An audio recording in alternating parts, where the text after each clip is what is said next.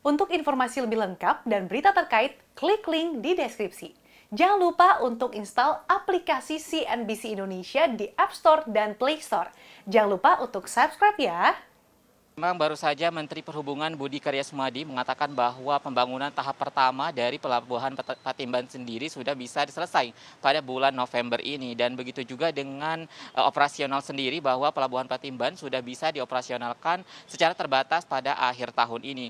Dan dengan demikian, dengan beroperasinya Pelabuhan Patimban sendiri juga tentu diharapkannya muncul harapan-harapan baru untuk pembangunan ekonomi nasional terutama di tengah pandemi COVID-19.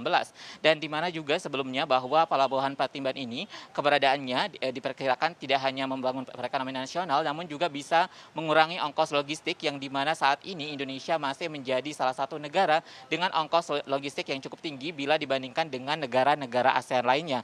Dan sampai saat ini juga Pelabuhan Patimban juga diharapkan selain bisa menurunkan biaya logistik namun juga bisa mengurangi beban Tanjung Priuk yang sampai saat ini Tanjung Priuk sendiri memiliki beban sekitar 7 juta arus peti kemas maksud kami yang memang saat ini beban dari Tanjung Priuk ini perlu dikurangi. Dan selain itu juga di mana Tanjung Priuk ini menguasai sekitar 50% lalu lintas kontainer di tanah air, sehingga dengan adanya Pelabuhan Patimban ini tentu arus lalu lintas yang selama ini ditanggung oleh Tanjung Priuk sendiri bisa lebih efisien begitu, karena memang nanti tentu akan ada sinergi dan juga pembagian fokus baik dari Tanjung Priuk dan juga Pelabuhan Patimban. Selain itu juga Pelabuhan Patimban ini diharapkan menjadi salah satu strategi pemerintah untuk membangun konektivitas antar negara-negara ASEAN yang dimana ditargetkannya ASEAN Connectivity pada tahun 2025 mendatang.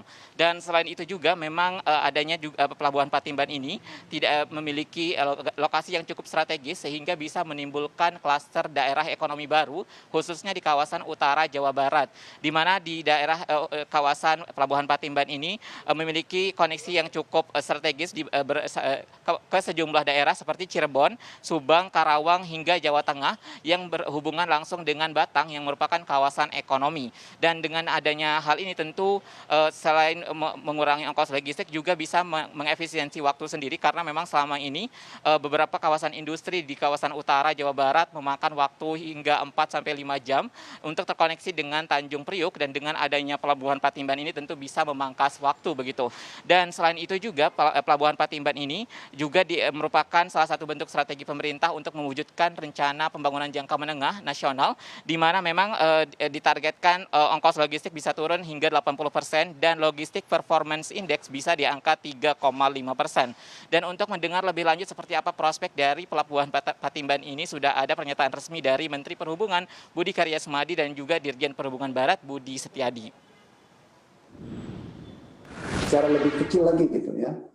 Kalau kita membuat titik Patimban di titik merah itu, maka terjadilah suatu klaster yang besar, klaster tentang kota baru. Kota baru yang menghidupkan masyarakat dengan kurang lebih, kalau Pak Gubernur bilang minimal 1 juta orang di sana, ya, di mana mereka mendapatkan pendapatan dari efek Patimban. Patimban ada bekerja sebagai port employee, tetapi banyak juga industri yang akan tumbuh.